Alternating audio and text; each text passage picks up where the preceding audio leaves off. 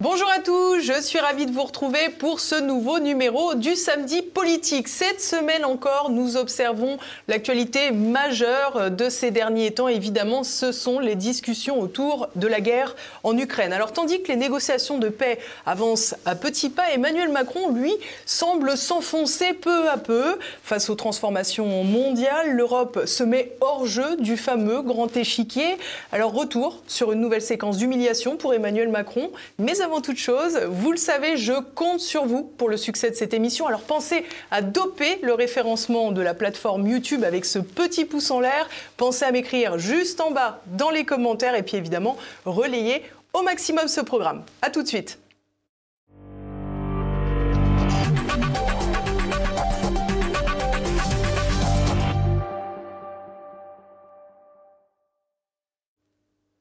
Et à mes côtés aujourd'hui, Frédéric Egouy. Bonjour monsieur. Bonjour madame. Merci beaucoup d'être venu jusqu'ici. Vous êtes journaliste indépendant, spécialiste des questions internationales, on peut le dire. Vous avez travaillé pour RT France avant que les grandes valeurs droits de l'homiste et de liberté d'expression subissent les foudres de l'Union européenne. Frédéric Egouy, on va parler beaucoup de la question ukrainienne, de la question internationale. On voit que les négociations de paix se poursuivent, essentiellement entre les États-Unis et la Russie. Loin des pourparlers, Paris et l'Europe. Pourtant, Emmanuel Macron a une nouvelle fois recueilli le soutien de Volodymyr Zelensky à Paris cette semaine. Comment voyez-vous cette situation On a l'impression que la France se recroqueville un peu. Oui, alors elle se recroqueville, elle se met, vous l'avez dit en introduction, elle se met complètement hors du jeu. C'est-à-dire qu'on a aujourd'hui des négociations qui se tiennent donc entre Washington et Moscou, et l'Europe qui essaie d'exister à côté, mais qui est complètement mise de côté et par la Russie et par les États-Unis, parce que la Russie ne les considère pas comme, les considère comme partie prenante au conflit et n'ayant pas la volonté justement d'aller vers la paix. Et donc aujourd'hui, on a une agitation d'Emmanuel Macron et de Keir Starmer, donc le Premier ministre britannique, qui s'agitent de leur côté pour tenter d'exister, mais qui n'apportent absolument rien au débat, et ce que tout le monde peut voir en fait. Quand vous avez, on a eu donc un nouveau sommet de la coalition des volontaires, comme l'appelle Emmanuel Macron, qui s'est tenu il y a quelques jours là. Qu'est-ce qui sort de ce sommet-là en fait ? En amont du sommet, la présidence française a dit on va définir opérationnellement ce qu'on va être capable d'amener dans cette crise, leur proposition, qui était donc d'envoyer des troupes en Ukraine, des troupes de maintien de la paix. C'était l'idée initiale, et aujourd'hui, elle avait été déjà critiquée par l'armée britannique, alors sous couvert d'anonymat, mais elle avait été quand même fermement critiquée par l'armée britannique, qui disait justement, mais qu'est-ce que vous comptez faire en fait ? Quels sont vos objectifs ? Comment comptez-vous vous y prendre pour approvisionner les troupes ? Qu'est-ce que vous comptez faire là-bas ? Donc on a ce sommet qui s'est tenu là, et qu'est-ce qu'il en est ressorti en fait ? Il en est ressorti que, en dehors de Londres, personne ne soutient la proposition d'Emmanuel Macron. C'est-à-dire que même au sein de l'Europe, il se targue d'avoir derrière lui les États européens, mais il a bien été obligé de reconnaître qu'il n'y a pas d'unanimité des États européens derrière sa proposition. C'est-à-dire que personne même au sein de son propre camp, on est d'accord pour le suivre. Et il n'a rien proposé. C'est-à-dire qu'il a fait en bon VRP, en bon président de la Startup Nation, hein, du marketing, du rebranding, comme il aimerait à le dire. Et c'est-à-dire qu'il ne parle plus de troupes de maintien de la paix, il parle de troupes de réassurance, exactement. Et donc il dit très précisément que ces troupes-là ne seront pas pour faire du maintien de la paix, ne seront pas sur la ligne de front, ce seront des pots de fleurs qui ne serviront à rien. Donc, on voit bien qu'il est en train d'essayer de sauver la face sur un plan qui ne convainc personne. Mais même cette proposition-là, encore une fois, il n'a rien donné d'opérationnel. C'est-à-dire on continue de brasser du vent. Et deux, de toute façon, il n'a encore une fois le soutien de personne en dehors de Londres. Et même s'il avait un soutien plus que ça, qu'il n'a pas, de toute façon, ce ne sera pas validé par les seuls décideurs que sont Washington et Moscou. Donc, qu'est-ce qu'on fait ? Là, il brasse du vent, il essaie de se donner une position qui n'a absolument... Le seul intérêt qu'il sert, en fait, c'est effectivement d'isoler la France du reste du monde. C'est concrètement tout en prenant la fameuse unité européenne qui, à chaque rencontre, se dévoile encore plus désunie. Oui, qu'il ne l'a pas du tout. Enfin, je ne vais pas revenir sur la position d'Orban. Aujourd'hui, je pense que tout le monde connaît la position d'Orban, qui est très critique de ce qu'est en train de mener Emmanuel Macron.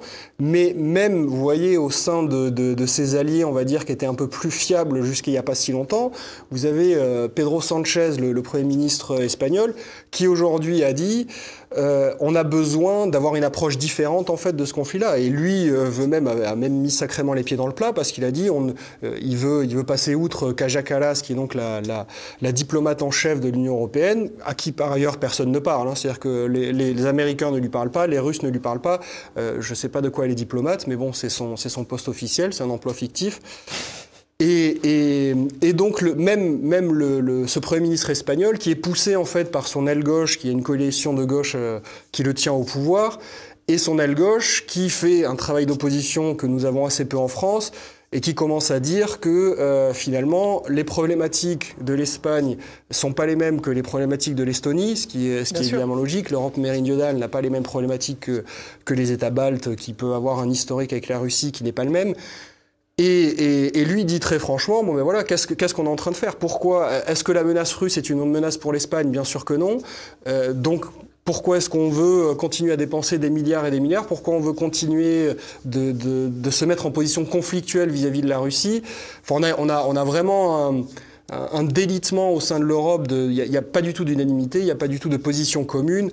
Vous avez encore une fois, je parlais de l'Espagne, mais vous avez aussi l'Italie, par exemple, qui commence à rouvrir des entreprises. Il y a une entreprise, une boîte thermale, qui vient de rouvrir grâce au travail diplomatique de Rome, qui a fait un travail, et une succursale de cette entreprise qui avait été saisie par Moscou au moment des sanctions, qui était une mesure de réciprocité, qui a été rendue par la Russie, par Vladimir Poutine, qui a signé un décret qui a dit, bon, ben, très bien, parce qu'il y a un travail diplomatique derrière de l'Italie. Mais donc, il y a une vraie volonté... Qui passe outre, donc, les relations entre l'UE et la Russie, quoi, qui ne s'en remet plus à Bruxelles. Tout à fait. Mais ça, c'est ce qui est en train de se jouer en ce moment. C'est-à-dire que c'est vraiment Bruxelles est en train de disparaître du jeu politique parce que Donald Trump, lui, veut parler directement avec les nations. Il ne veut pas parler avec Bruxelles. Il a Marco Rubio, le secrétaire d'État américain, refuse de discuter avec Kaja Kallas, ce qui est quand même un signe majeur. C'est la même chose du côté russe, évidemment, mais c'est la même chose même au-delà de partis qui ne sont pas forcément impliqués dans ce conflit-là. Je pense à la Chine, par exemple. Vous avez les 50 ans des relations entre l'Union européenne et la Chine, des relations diplomatiques qui vont être fêtées dans quelques temps, et Xi Jinping a refusé de s'y rendre. Il sera représenté par son Premier ministre. Mais c'est un signe majeur, encore une fois. C'est-à-dire qu'on vraiment met de côté l'Union européenne. Plus personne vraiment ne... Il y aura une délégation chinoise. Il y aura une délégation chinoise, mais ce ne sera pas Xi Jinping. Les Européens attendaient à ce que Xi Jinping s'y rende, parce que Xi Jinping va se rendre, par exemple, au jour de la victoire, le 9 mai prochain, en Russie. Là, il ira lui en personne. Donc ça vous montre bien un peu où se place, qui est-ce qu'il considère comme des acteurs majeurs du jeu géopolitique. Alors, on l'a vu, à la veille de ce sommet, Emmanuel Macron a jugé utile de rencontrer en aparté Volodymyr Zelensky, qui était donc à Paris. Il a également eu une sorte de grand raout médiatique, puisqu'il y a eu un enregistrement en Eurovision, c'est-à-dire dans tous les pays d'Europe diffusés. Pour la France, c'était donc la journaliste Caroline Roux. Je vous propose d'écouter très rapidement un petit extrait. Parlons justement des Américains. Ce renversement d'alliance est très difficile à encaisser pour les Américains et pour les Européens. L'émissaire américain Steve Witkoff a estimé que Poutine, je cite, n'était pas un mauvais type et qu'il veut vraiment la paix. L'administration américaine répète parfois, comme l'a fait d'ailleurs Donald Trump dans le bureau ovale, des contre-vérités. Alors la question est la suivante. Est-ce que la Maison-Blanche a adopté la propagande du Kremlin ? Je considère que Witkoff, en effet, cite assez souvent le narratif du Kremlin. Je suis d'accord avec vous.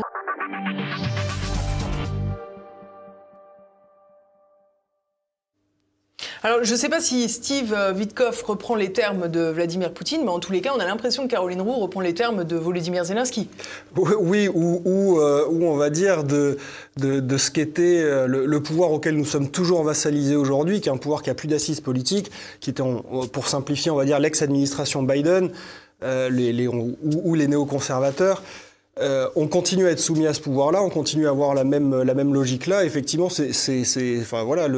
l'extrait que vous venez de donner est extrêmement parlant. Et quand elle dit que Witkoff reprend le narratif russe, mais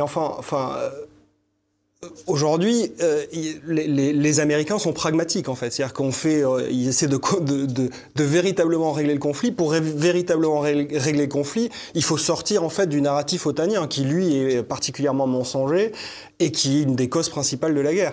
Donc, forcément, si vous voulez régler le conflit, il va falloir commencer à comprendre ce que disent les Russes, pourquoi ils le disent. Et aujourd'hui, on voit bien que nous, on est complètement incapable de le faire. On est toujours, c'est pour ça que personne ne veut discuter avec nous, parce que si vous voulez véritablement régler le conflit, vous devez vous intéresser à ces causes profondes. Ce que font les États-Unis aujourd'hui, même s'ils le font à leur avantage, mais au moins ils avancent sur cette question-là. Ce que nous, on est toujours absolument incapable de faire, qu'on se refuse à faire. Et donc, on ne cherche qu'à continuer la guerre, en fait. Un conflit qui soit ouvert ou larvé, c'est ce qu'on cherche à continuer à faire. Quel regard portez-vous sur les médias français, et tout particulièrement, pas seulement sur la guerre en Ukraine, mais particulièrement depuis le retour aux affaires de Donald Trump ? C'est sans grande surprise. C'est la continuation, en fait, de la continuité de ce qu'ils font depuis quelques années. C'est-à-dire qu'il faut bien voir qu'on a un biais dans nos médias. Moi, je travaillais, vous l'avez dit, pour RT pendant un moment, c'est-à-dire que concrètement, je passais une partie de ma journée à lire ce que racontait l'AFP, notamment l'AFP qui est censé être, qui est aujourd'hui le média principal en France. C'est-à-dire que tout le monde reprend les dépêches AFP, tous les médias, que ce soit Le Figaro, Le Monde, TF1, qui vous voulez, reprend grosso modo pratiquement en copier-coller des dépêches AFP. Et l'AFP, il y a un biais idéologique qui était absolument évident, qui est un biais pro-démocrate. Alors pour quelles raisons je laisse chacun réfléchir à cette question. On peut se poser des questions sur les financements de l'USAID notamment. Mais on a donc effectivement un biais idéologique qui est certain dans nos médias et qui aujourd'hui nous cause problème parce que s'il y a quelque temps on pouvait encore être allié avec la partie américaine en ayant cette vision-là, aujourd'hui c'est la vision contraire à Donald Trump. C'est-à-dire que Donald Trump est en train de s'opposer à cette idéologie-là et en train de la détruire au sein de son propre pays. Donc si nous on continue de la suivre, pourquoi en fait quels intérêts on défend en suivant ça? Quels intérêts ont les médias français, et même les politiques qui subissent, on va dire, le courroux des médias? Pourquoi tout le monde est obligé de suivre cette idéologie-là? D'où ça vient? Et ça, c'est une question sérieuse à se poser. Il y a des éléments de réponse qui nous ont été donnés, d'ailleurs, on peut regarder historiquement, et dont en parlait un des ennemis de notre presse aussi, qui est Kennedy. Le nouveau ministre de la Santé américain, secrétaire à la Santé américain, et qui évoquait il y a quelque temps ce qui est l'opération Mockingbird, on peut en parler, qui est le travail d'influence de l'État profond, de faire de l'entrisme au sein des médias, et notamment des médias européens, qui se joue non seulement dans les médias, mais c'est toute l'USAID, c'est les médias, c'est tous les réseaux ONG soi-disant humanitaires, qui ne cherchent qu'à faire de l'idéologie, avancer leur idéologie. Et de l'influence jusqu'au régime change, d'ailleurs, oui, bien sûr, tout à fait. Renversement de régime. Et on est en plein dedans en France. On refuse de le voir, mais on est en plein dedans en France. Nos médias aujourd'hui, consciemment ou inconsciemment, en tout cas, ne font que reprendre et récupérer cette idéologie-là. Alors justement, pour parler des médias, je l'ai gardé pour plus tard dans votre présentation. On se rappelle de vous, évidemment, au moment de cette fameuse question posée à ce qui était la porte-parole du gouvernement, Prisca Thévenot. Je vous propose qu'on la regarde à nouveau, cette séquence. Je voudrais revenir sur l'interview accordée par Stéphane Séjourné à Ouest France, dans laquelle il déclare, donc, dans le cadre de la stratégie sécuritaire de l'UE, je cite, « Ce sera l'OTAN et l'Europe, les Européens ont besoin d'une deuxième assurance vie ». On comprend que sa réflexion est dirigée par l'hypothèse d'une attaque de la Russie contre la Pologne, hypothèse que visiblement la France juge crédible, mais qui en l'état n'est que ça, une hypothèse. Et ce qui est surprenant, c'est qu'il définit les enjeux sécuritaires de l'UE uniquement par ce prisme et n'évoque à aucun moment le sabotage de Nord Stream. Or, vous le savez aussi bien que moi, le sabotage de Nord Stream, on n'est plus dans le domaine de l'hypothèse, c'est un acte de guerre avéré qui a visé les intérêts stratégiques vitaux de l'Union européenne. n'y a qu'à voir l'état aujourd'hui de l'industrie allemande. Ma question est donc la suivante. La Russie est-elle à vos yeux la seule menace pour l'Union européenne ? Est-ce que vous ne pensez pas qu'il y a autre chose qui est en train de se jouer sur le continent aujourd'hui, dont le sabotage de Nord Stream est l'expression ? Est-ce que nos démocraties aujourd'hui sont fragilisées ? Oui. Je pense que oui, ça serait complètement vivre dans une grotte que de dire le contraire. Mais je rappellerai juste aussi qu'il y a récemment, et d'ailleurs ça a été rappelé hier, des atteintes d'ingérence numérique qui ne sont pas à nier à regarder rapidement. Typiquement, il y a... Alors, j'entends bien le point sur la Russie, j'entends bien que vous considérez la Russie menace, mais qu'en est-il de Nord Stream en fait ? Qu'en est-il de Nord Stream ? Je pense que les sujets avaient été abordés à ce moment-là. Mais en fait, quelle est votre question ? C'est que c'est pas que la Russie ? Vous savez pas du tout qui a pu réaliser le sabotage de Nord Stream ? Vous avez pas de suspects en tête, quoi. Je n'ai pas une liste de suspects à vous soumettre aujourd'hui. On a l'impression qu'on ne définit les enjeux sécuritaires de l'UE que vis-à-vis de la Russie. Alors qu'on a subi une attaque. On a subi une attaque. Aujourd'hui, l'industrie allemande, elle est en train de s'effondrer, notamment à cause du sabotage de Nord Stream. Vous savez, quand Stéphane Séjourné, qui a justement porté énormément ce sujet avec le président de la République, est missionné sur ce sujet par le président de la République lui-même, de l'Europe de la défense. C'est bien pour se garder, se protéger d'un certain nombre d'un certain nombre de sujets. Je ne vais pas vous faire une liste aujourd'hui.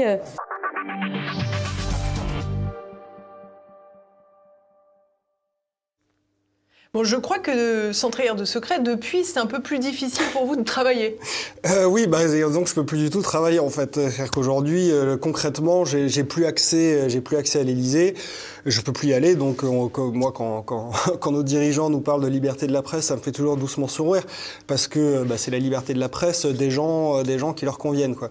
Voilà, moi, depuis que j'ai posé cette question, qui est une question, c'est rien de dramatique en plus, hein, voilà, je leur demande, on nous rebat les oreilles à longueur de journée sur justement la sécurité de l'Europe, la défense européenne, etc. Et quand on se fait attaquer sur notre territoire, personne ne réagit, personne ne dit rien.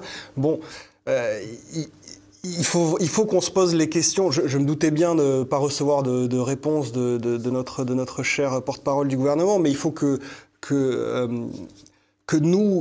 la société civile se pose ces questions-là, en fait. Parce qu'il va falloir qu'on y réfléchisse sérieusement et qu'on les règle pour pouvoir avancer, pour comprendre qui est notre ennemi. Parce qu'aujourd'hui, on nous vend l'ennemi de la Russie. Mais bon, les ficelles sont vraiment grosses. On sait qu'on veut nous retirer 800 milliards d'euros d'endettement pour les générations futures pour pouvoir faire face à soi-disant cette menace russe.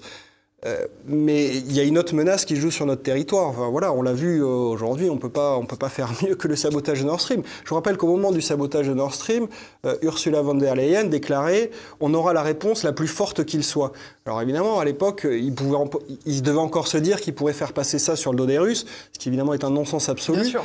Mais donc voilà, moi je suis d'accord avec Ursula von der Leyen, ayons la réponse la plus forte qu'il soit là-dessus. Ça demande évidemment une compréhension de ce qui se joue en Europe et ailleurs dans le monde, qui est plus complexe que ce qu'eux essaient de nous vendre. Mais qu'on est en train de comprendre aujourd'hui, notamment grâce à Donald Trump. Voilà, ce que je disais tout à l'heure, quand Donald Trump est en train de s'attaquer au réseau de l'USAID, la NED, tous les réseaux des ONG, etc., c'est à ça qu'on s'attaque en fait. Alors ce qui est très intéressant en ce moment, c'est qu'on vit un moment où les séparation des pouvoirs, finalement, sont très mouvantes. On voit que c'est Donald Trump qui a repris la main aux États-Unis. Pour autant, on n'oublie pas le rôle des États-Unis dans le déclenchement de la guerre en Ukraine et dans sa poursuite. On voit qu'aujourd'hui, l'Europe, qui souffre beaucoup de ce sabotage de Nord Stream, refuse d'identifier les saboteurs, bien qu'on sache que, globalement, c'est la nébuleuse néoconservatrice américano-britannique, avec sans doute une participation ukrainienne, comme l'avait dit d'ailleurs Semoun Hersh. On voit aussi qu'on est quelque part en Europe un peu pétrifié sur ces grandes transformations qui se déroulent juste face à nous, et notamment à Washington, avec ce transfert des néoconservateurs jusque chez nous, finalement. Oui, c'est-à-dire qu'on est en train de récupérer l'État profond américain, ce qui est dramatique.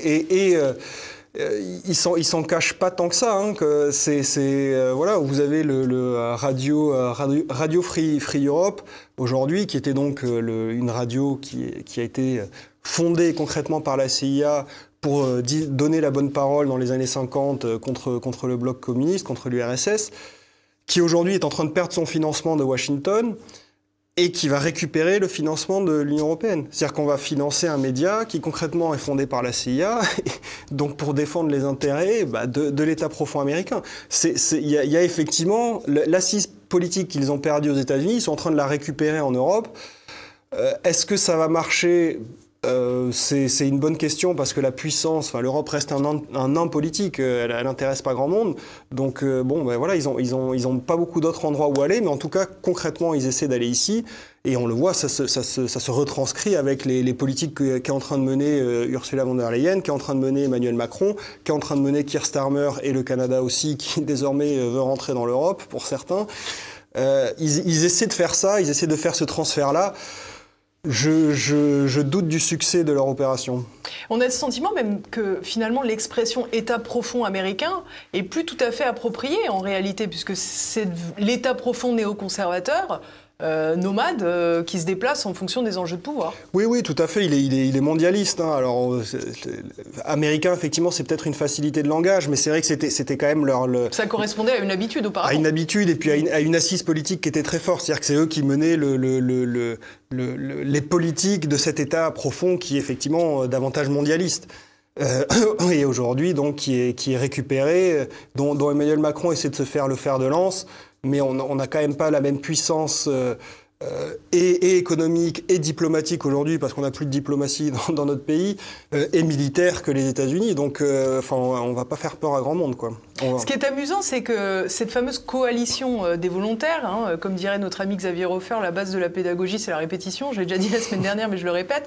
Cette fameuse coalition des volontaires, terme utilisé par Emmanuel Macron, ça vient de The Coalition of the Willing, qui étaient les termes utilisés par Bush et Rumsfeld pour justifier l'invasion en Irak. C'est quand même très très intéressant de voir cette espèce de retour de l'histoire en permanence avec des termes récurrents qui évoquent finalement plus ou moins les mêmes choses selon les territoires incriminés. Oui, tout à fait. Et qui essaient de mener les mêmes politiques. Voilà, alors encore une fois, est-ce que le succès de leur entreprise va être quand même très compliqué, à moins de rentrer dans une guerre ouverte, ce dont je doute absolument, parce que évidemment, maintenant que Donald Trump veut faire la paix, les risques de guerre ont quand même nettement diminué. Donc on a cette agitation qui est suivie, qui est poussée par nos médias, qui n'ont absolument aucune critique sur ce qui se joue et ce qui se passe.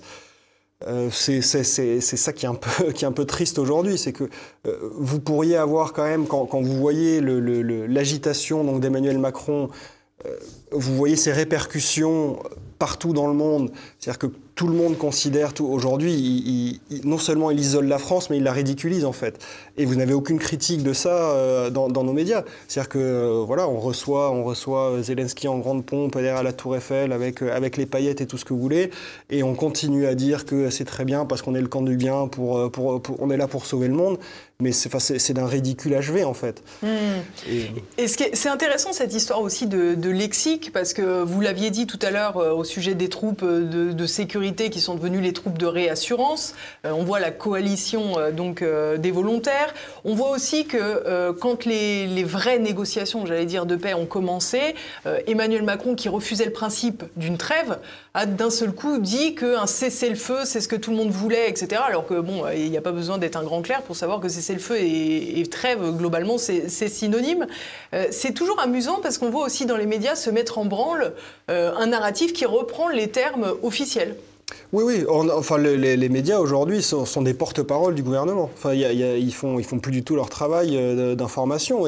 Et donc, quelle que soit la position que va adopter Emmanuel Macron, aussi absurde puisse-t-elle être, ils vont suivre en fait. Ils vont suivre et il y a vraiment plus du tout de critique.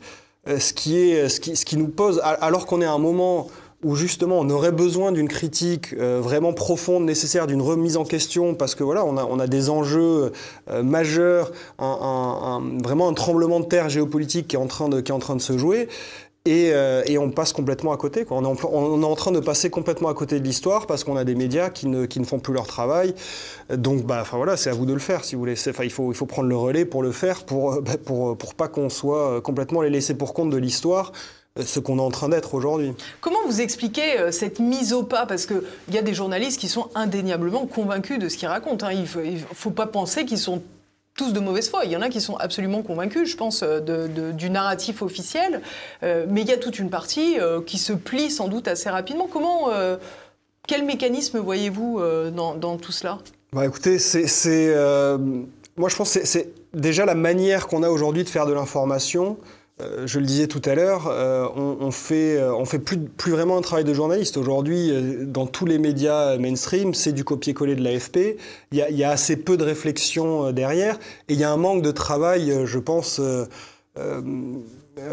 plus profond que ça. C'est-à-dire qu'aujourd'hui, vous êtes complètement ostracisé, en fait, si vous pensez autre chose que la doxa, quelle que soit la doxa du moment, que ce soit quand on parlait du Covid ou que ce soit aujourd'hui sur l'Ukraine. Vous n'avez pas le droit de sortir de cette doxa parce que vous allez être traité par les chiens de garde qui sont variés et divers, mais on peut parler de Rudi Reichstad ou qui vous voulez. Vous avez ces chiens de garde-là qui vont vous dire non, mais alors attention, là vous sortez du cadre et ça c'est très dangereux parce que vous êtes complotiste, vous êtes tout ce que vous voulez. Ou payé par le Kremlin. Ou payé par le Kremlin. Ou les deux d'ailleurs, c'est incompatible. Oui, évidemment. Et à ce moment-là, si votre objectif est d'avoir une carrière au Figaro ou au Monde, si on vous met cette étiquette-là, ça va être très compliqué de continuer à travailler. Donc, je pense c'est un mix d'un peu tout en fait. Il y a une espèce de paresse intellectuelle après voilà de manque de courage de ce que devrait être son métier, pour faire vraiment son métier. Donc c'est un mix de tout ça. Mais après, je suis d'accord. Ceux qui tiennent les manettes, faut pas oublier qui détient les médias en France. Là, par contre, la réflexion est différente. Là, il y a une vraie réflexion et ils essaient d'avancer leur pion via leurs propres médias. Ils sont en train de mener une bataille que, pour moi, ils ont déjà perdue. Est-ce que finalement, ces patrons de presse là que vous évoquez, ils ne sont pas à mettre dans le même sac, j'allais dire, que ces néoconservateurs qui se déplacent de Washington en ce moment jusqu'à Bruxelles ou Londres? Oui, bien sûr. C'est effectivement ils sont partie intégrante de cet État profond qui était donc effectivement anglo-américain, qu'on peut définir comme mondialiste. Ils suivent les politiques du World Economic Forum. Mais aujourd'hui, il y a quand même un mouvement de résistance vis-à-vis de ça. Il y a une compréhension des vraies structures du pouvoir. Notamment chez les BRICS, qui comprennent vraiment comment ça se passe chez nous, en fait. Et évidemment, chez Donald Trump, voilà, je répète, on peut critiquer Donald Trump sur tout ce qu'on veut, mais aujourd'hui, les politiques qu'il mène, il mène une véritable politique contre son État profond. C'est-à-dire que quand il arrête de financer l'USAID, quand il arrête de financer la NED, quand il s'attaque, il a un de ses proches qui s'est attaqué frontalement au World Economic Forum. On voit bien qu'on définit vraiment les structures de pouvoir et on s'y attaque. Parce qu'aujourd'hui, nous, on ne fait pas du tout en Europe. On ne fait pas du tout en France, mais on ne fait pas du tout en Europe. On est encore incapable de le faire, évidemment dans les médias, mais donc parce que nos médias sont contrôlés. Donc encore une fois, c'est à nous de le faire parce que c'est absolument nécessaire de le faire. Si on veut pouvoir avancer, si on veut pouvoir comprendre ce qui se passe, si on veut pouvoir inscrire notre pays dans le monde qui arrive, il va falloir qu'on ait une compréhension qui soit plus fine que la Russie est très méchante et veut envahir la France à dos d'âne, quoi. Alors avant de reparler des BRICS, on va en parler dans quelques instants si vous le voulez bien. On va rester sur ce fameux sommet parisien avec Emmanuel Macron. Il a évidemment rappelé son soutien indéfectible à son meilleur ami Volodymyr Zelensky, mais il a aussi fourni son interprétation des négociations de paix et de la position russe. Nous avons d'abord exprimé une vue commune sur la situation. D'abord, notre volonté de rester unis et, au fond, de tout faire pour justement construire cette paix par la force, pour reprendre la formule qui avait été initialement prise par le président Trump. Ensuite, nous avons tous acté du fait que l'Ukraine, il y a quelques jours à Jeddah, avait eu le courage d'accepter un cessez-le-feu de 30 jours inconditionnel. Et que depuis cette décision et cette annonce ukrainienne, il n'y a eu aucune réponse russe. Il y a eu des conditions nouvelles posées pour des cessez-le-feu beaucoup plus partiels et hypothétiques. Et dans le même temps, chaque jour, des frappes de plus en plus fortes s'intensifiant. Dans ce contexte, notre volonté est de saluer l'effort de paix américain, de continuer à échanger avec les États-Unis d'Amérique pour porter notre vision des choses et nos priorités, mais aussi de ne laisser passer aucun des récits ou des contre-vérités qui sont aujourd'hui poussés par la Russie.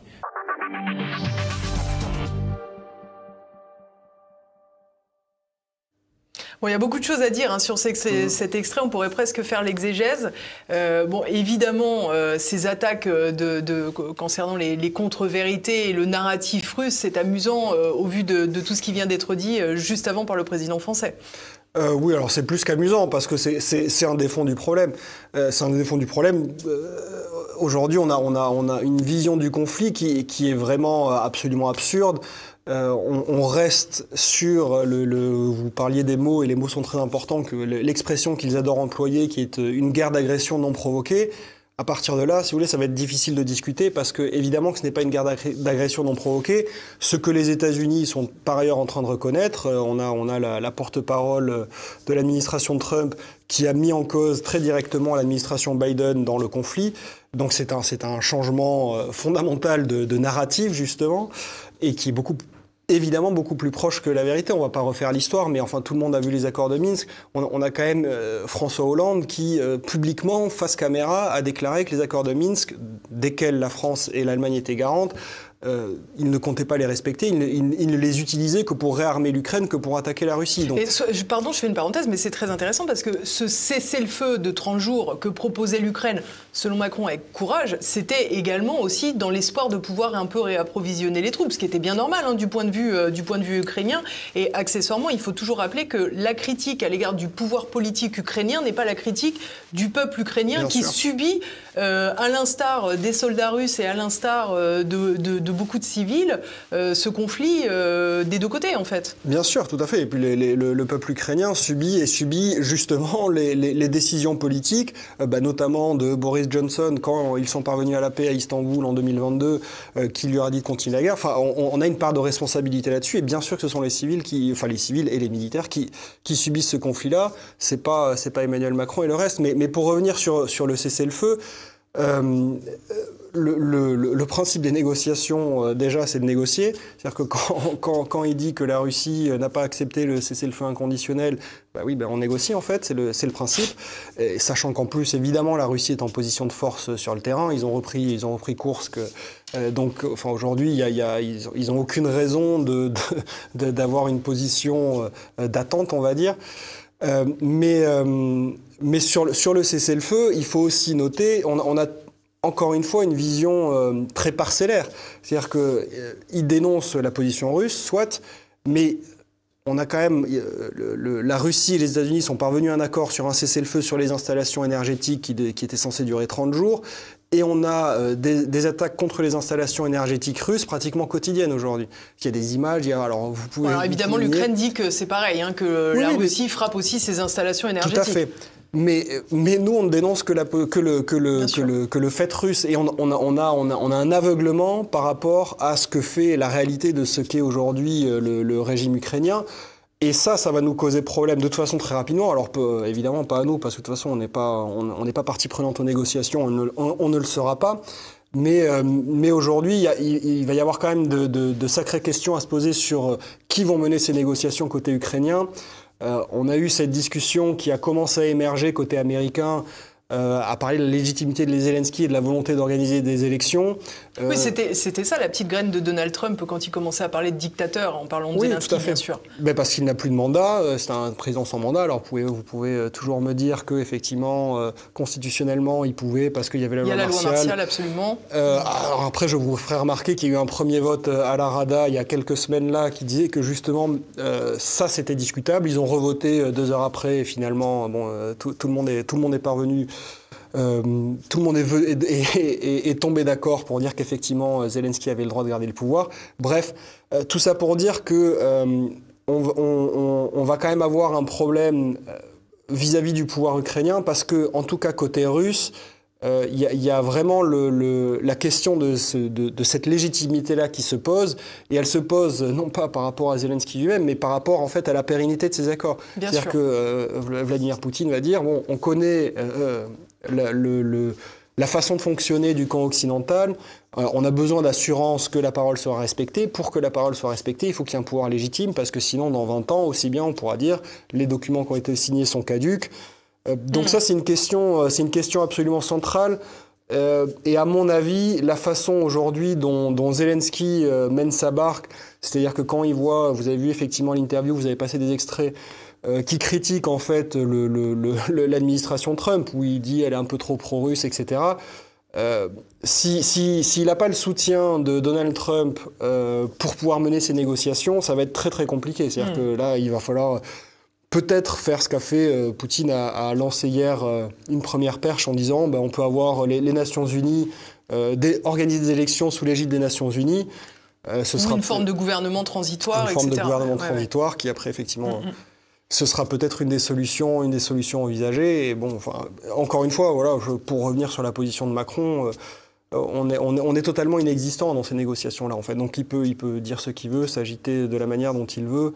Personne ne l'écoute, quoi. C'est triste, mais c'est comme ça. Alors justement, nous, on a écouté donc son point de vue, on a écouté celui de Zelensky. Je vous propose à présent qu'on écoute le point de vue russe avec Maria Zakharova, qui est un peu l'équivalent du porte-parole du ministère des Affaires étrangères russe. Et bien sûr, les attaques du régime de Kiev contre les infrastructures énergétiques se poursuivent. Le 25 et 26 mars, des drones ukrainiens ont mené des attaques contre des installations énergétiques dans les régions de Bryansk et de Koursk. Une tentative d'attaque contre une installation de stockage de gaz en Crimée a été empêchée. Et bien que Zelensky ait publiquement déclaré qu'il acceptait les accords américains conclus à Riyad le 24 mars pour mettre fin aux attaques contre les installations énergétiques civiles, cela confirme une fois de plus l'incapacité du régime de Kiev à parvenir à un accord.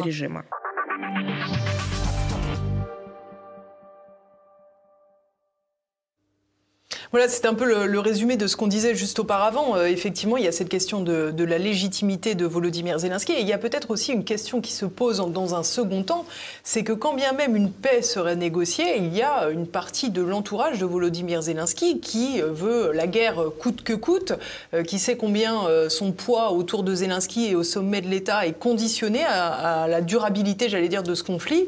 Et on peut s'inquiéter justement sur ce plan-là, puisque si jamais des troupes européennes sont là pour garantir la paix ou la réassurance ou que sais-je, finalement, on pourrait être là encore partie prenante si jamais il y avait cette espèce de reconstitution de corps franc après. Oui, ce qui est l'objectif peut-être plus ou moins inavouable justement des Français et des Britanniques. Mais je doute sincèrement de la réalisation de ce projet-là. Personne ne le soutient, encore une fois. Ni les Américains, ni les Russes, évidemment. Et de nombreux États européens, ils sont très frileux vis-à-vis de ça, parce que ils pourraient être d'accord si les Américains envoyaient des troupes, en fait. Mais les Américains n'ont aucune intention d'envoyer des troupes, parce qu'ils savent très bien que ce n'est qu'une manière, justement, de poursuivre la guerre. Et puis politiquement, ce serait complètement contradictoire avec ce que dit Donald Trump. Évidemment, donc je doute vraiment qu'on finisse par envoyer des troupes. Je vois pas comment ça pourrait se faire contre l'avis des États-Unis, contre l'avis de la Russie en fait, de la Russie.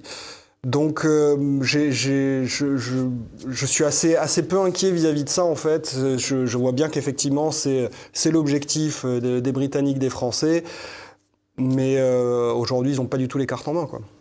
Alors on a vu pendant les négociations entre les deux personnes principales, on va dire, qui négocient, c'est-à-dire la Russie et les États-Unis, on a vu que Vladimir Poutine a notamment évoqué la question des négociations pour le commerce en mer Noire.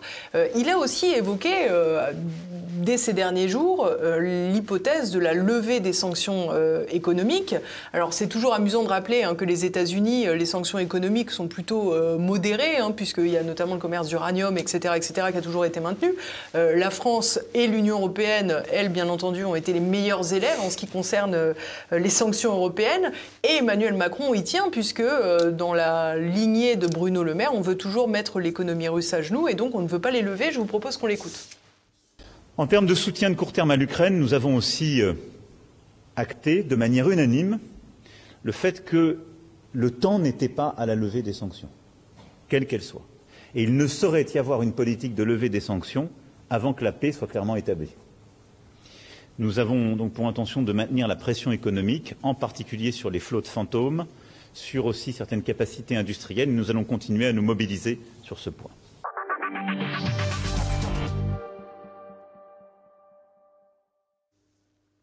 Alors déjà, un premier point qui est assez amusant, c'est qu'il dit pas de levée de sanctions jusque la paix, mais on se rappelle qu'il y a une grande partie des sanctions qui sont là depuis 2014. Néanmoins, il nous explique que la guerre a commencé en 2022. Oui. Alors, ils ont un peu changé là-dessus. Ils disent qu'elle a commencé en 2014, mais en accusant la Russie d'avoir annexé la Crimée, ce qui évidemment peut faire doucement rigoler tout le monde parce qu'il y a quand même eu un référendum. Aller poser la question aux gens qui habitent en Crimée, mais bon, bref. Donc, oui, mais de toute façon, enfin là, on est dans la poursuite du suicide politique, du suicide économique, pardon, des Européens. Et on est en train encore une fois de passer complètement à côté de la plaque. C'est-à-dire que oui, les États-Unis ont dit qu'ils veulent rouvrir leurs échanges commerciaux avec la Russie. Nous, qu'est-ce qu'on va faire pendant ce temps? C'est-à-dire qu'on continue en fait à poursuivre une politique qui n'a pas porté ses fruits, et on va continuer à le faire alors que ça n'a plus aucun sens, alors qu'aujourd'hui on est en train de rebasculer, que notre intérêt est évidemment de renouer des liens économiques, mais on pousse ça jusqu'à l'absurde absolu parce que les discussions aujourd'hui américano-russes portent notamment sur Nord Stream. Et en fait, Nord Stream, dont on refuse catégoriquement de rouvrir le gazoduc, le côté européen. Parce que tout n'est pas saboté, en l'occurrence. Non. Maintenant, c'est réparé. On peut tout à fait rouvrir le robinet, mais on se refuse de le faire parce qu'on refuse d'acheter des hydrocarbures russes. Mais par contre, on les achète quand ils ont transité par l'Azerbaïdjan au hasard. Exactement. Ou l'Inde. Ou l'Inde, via l'Inde, le pétrole. Et là, aujourd'hui, ce qu'on va faire, c'est potentiellement les acheter via les États-Unis. C'est-à-dire que les Russes qui sont tout à fait ouverts à rouvrir ce gazoduc-là font face au refus des Européens. Les Américains, eux, sont prêts à faire du commerce et donc ils sont en train de discuter. Ils vont peut-être, pourquoi pas, racheter une partie du gazoduc. Et donc on va racheter du gazoduc qui transite sur notre territoire en payant une dîme aux Américains. Enfin, je ne sais pas si les gens se rendent compte de l'absurdité des politiques que sont en train de prendre ces gens qui sont enfermés dans une idéologie ça n'a vraiment absolument aucun sens, quoi. Et alors justement, on a le sentiment que l'hémorragie se poursuit, parce qu'on le sait, les sanctions sur le gaz ont mis en difficulté beaucoup d'entreprises européennes et particulièrement françaises et allemandes. Vous le rappeliez d'ailleurs dans votre intervention il y a un an. Ces sanctions qui étaient destinées finalement à mettre l'économie russe à genoux ont surtout porté atteinte à nos économies. Mais la guerre en Ukraine a un deuxième effet, c'est ces fameuses subventions pour acheter des armes. Et Emmanuel Macron, on va l'écouter tout de suite, a encore annoncé 2 milliards de plus. Je veux saluer ici ce que la Suède, la Norvège, l'Allemagne et plusieurs d'autres ont annoncé ces derniers jours ou ce matin d'efforts additionnels auxquels s'ajoutent les 2 milliards d'euros de soutien bilatéral que nous avons hier annoncé avec le président Zelensky et qui est un nouvel ensemble d'aides de la France à l'égard de l'Ukraine et de son armée.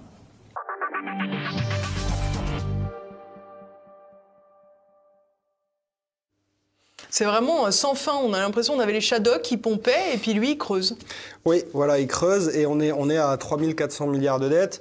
On vous annonce, Sophie Primas, qui est la porte-parole du gouvernement, vous annonce qu'on a le prochain budget qui est absolument catastrophique, que tout le monde va devoir se serrer la ceinture, par Gérard Larcher, mais donc ça veut dire qu'on va tailler dans l'éducation, on va tailler dans les hôpitaux, etc. On est bien au courant. Mais par contre, effectivement, on a 2 milliards sans problème à trouver comme ça pour l'Ukraine, sans aucun vote du Parlement, sans qu'il y ait aucune discussion en fait là-dessus. Encore une fois, pourquoi faire? Si on cherchait à faire la paix, il vaudrait peut-être mieux commencer à chercher à faire la paix qu'à continuer à essayer à armer l'Ukraine pour une raison qui ne va faire que tuer davantage de militaires ukrainiens, parce qu'ils n'ont qu'une chance. C'est pas les 2 milliards qu'on va leur donner là qui vont leur permettre d'avancer et de reconquérir l'Ukraine. Donc tout ça n'a absolument aucun sens. Mais on a une nouvelle fois, alors bon, même s'il y a quand même plus de critiques là-dessus côté RN, côté LFI, mais j'ai vu une interview hier de Bellamy sur LCP qui était absolument fantastique, où il nous déclarait que finalement ces 2 milliards-là, c'est pas ce qui allait creuser la dette, et que c'était pas un problème, et qu'il fallait en revanche, effectivement beaucoup plus mieux taper dans les retraites et dans les... Donc on en est là, en fait. Je ne sais pas quelle mouche a piqué ces dirigeants, comment ils arrivent à faire passer ce genre de message sans que finalement on commence à prendre les fourches, parce qu'au bout d'un moment, là c'est quand même, c'est nous qui sommes attaqués directement, hein. C'est au final indirectement, c'est-à-dire que pas directement, indirectement, pardon. Mais donc tout cet argent-là qu'on donne pour une raison obscure, pour continuer une guerre qui est perdue, pour se placer dans le camp des perdants d'une guerre qu'on ne mène pas, on va devoir faire des économies derrière sur les écoles, sur les hôpitaux. Enfin, il va falloir commencer à se poser de sérieuses questions sur le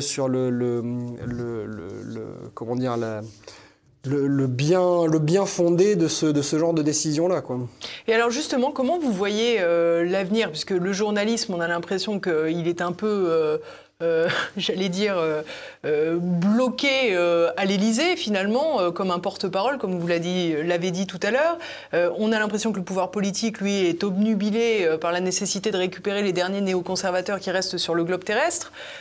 Comment voyez-vous la suite? Est-ce qu'on va finir totalement recroquevillés sur nous-mêmes, isolés de tous, sauf des Britanniques qui n'auront aucun mal à revenir dans le giron de Washington en cas de changement de pouvoir? Comment voyez-vous cela?